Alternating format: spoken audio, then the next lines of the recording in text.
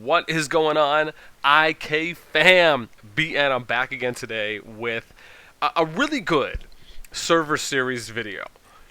I'm really excited about the topic that we have today because we are going to be discussing, and I'm going to be showing you one of what I think is just hands down an amazing effort.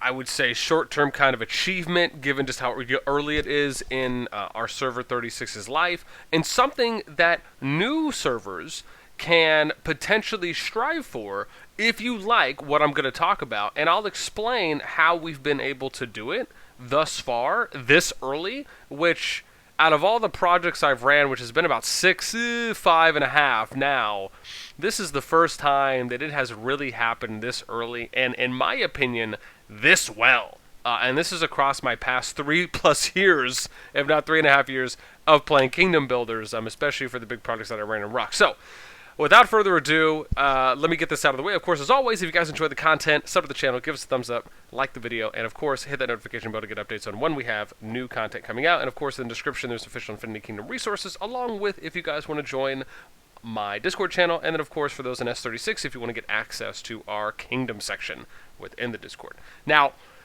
what we're going to talk about today is how you can work on balancing power and why it is so important to do so because of all of the passive benefits that you get from it.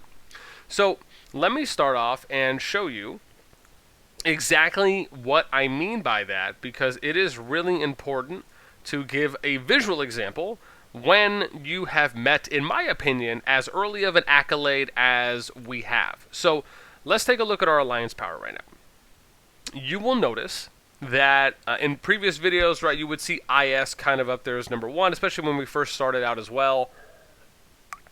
You ended up having a pretty significant margin. I think at one point it was about 1.5, 1.6. It was nearing 2 mil for, I think, a day or two, which in retrospect is not that bad, and where they were above number 2. Now, you look at the rankings here, and one of the, in my opinion, just downright sexiest things is if you look at the power gap between number 1 and number 2, right, it is about what, a little less or a little more than 200k?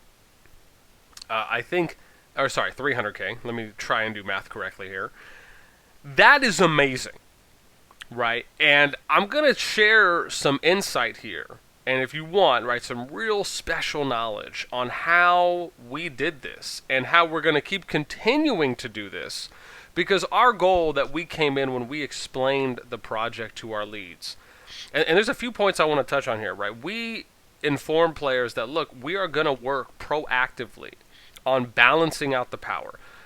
The biggest reason why this is so important for your overall server's health is because if alliances are close in power, that means that when alliance events come up in your server, any and every player has the ability for those alliances that are all close in power, right, and ones that might be a little closer to them as well, even if it's a little lower, could all potentially win an event at any time over another. That healthy competition that you're setting a precedent and a standard for in your server will in turn generate more overall engagement and contributions from your players.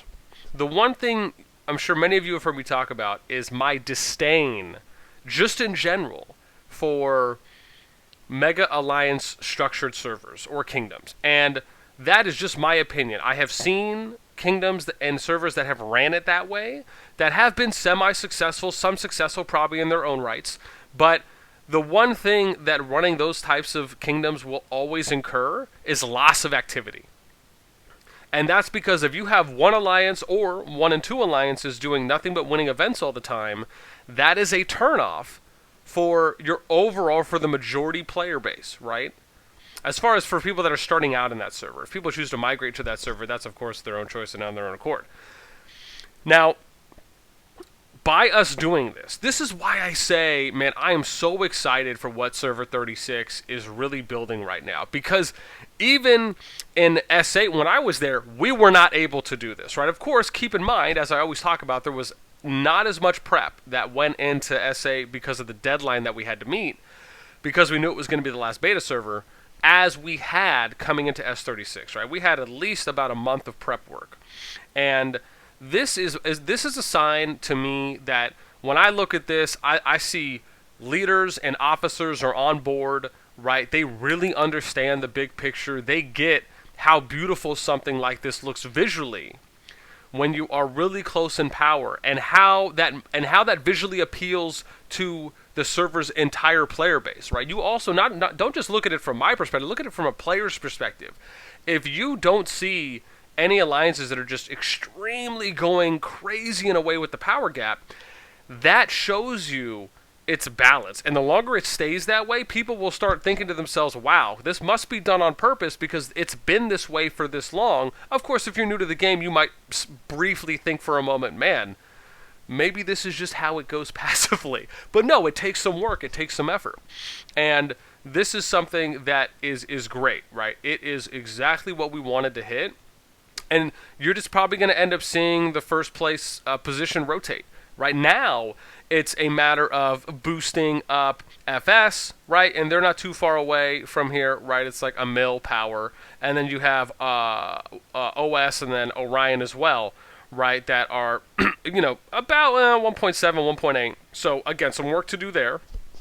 But the fact that we've gotten already looking this beautifully is phenomenal in my opinion. Now, let me get to the meat, to the bread and butter here. How were we able to do this? So, what we decided to do is we came out and we said that whoever is the current first place alliance can only recruit 25k power and under, right? So essentially newer players, right?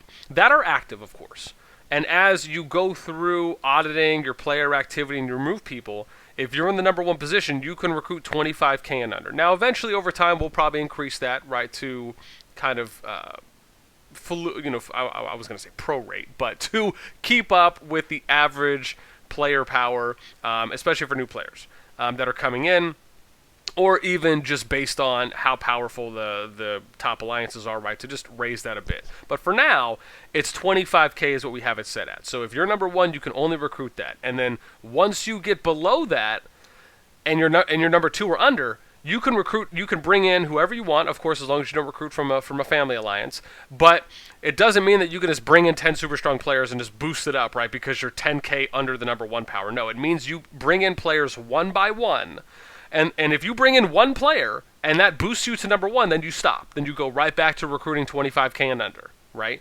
And it's a very simple concept, but as you can see, right, let me see real quick. How old are we? We have to be like a week or something like that. It can't be that long. Yeah, so we're right at 7 days, right? And right, in the first couple of days, right, you had some players that were, saying, hey, I'm a little worried about the power gap. And, the big thing we always tell people is this is a very standard thing that happens in every kingdom builder, right? The kingdom builders tend to operate passively as players want to join and move up the ranks. So they're always trying to power up, and some will try and join a higher ranked alliance. And it's just the laddering kind of pyramid effect where just everything kind of compiles and moves forward and upward. To a decentralized place, which is the top set of alliances of not trying to join the number one. So that's why you just will inherently see that trend happen in a lot of kingdom builders. So the fact that we've been able to do this so far, again, my hat is off right now to our leaders, to our officers who are, of course, taking the time and the effort to follow through and execute. Enough cannot be said about that. Right, along with the fact that we really haven't had any internal family recruiting, right, with the exception of a couple instances in the first couple days. But now I think things are really kind of shaping in a great direction, right? And my hope is, man, that S36 is going to be a fantastic place to be. And I hope you guys enjoyed this video, right, with me just giving you some insight into S36 and how things are going right on day 7, along with how we've been able to balance the power gap, and then, of course, to further keep working on it. Because the thing to keep in mind is it's not a one-and-done thing, right? You have to keep working on it every day. And there's going to be milestones that come up, right? When your capacity increases, right, you'll see some temporary boosts, and then you'll get into that evening out phase again. When you end up doing things like merges, when migration opens, right? These are all things that you're always going to have to just keep working on. And the big thing for me is that in my position, it's really about caring and looking at everyone, right? All the alliances, not just my own or another one in particular. It's not showing favoritism, and it's really making sure that we are putting alliances in positions to be successful. And this is just one element of that. And so, anyways, I hope you guys appreciate this insight, a little bit of knowledge on how we were able to do it, and how it's still an ongoing working process. But as I said, man, I could not be happier with how S36 is currently going on day 7, and I hope everyone out there is doing well. As you know, hopefully there's a little bit of light in some other servers, tunnels or end of your tunnels. Okay, I'm outie. I'll catch y'all next time. Peace.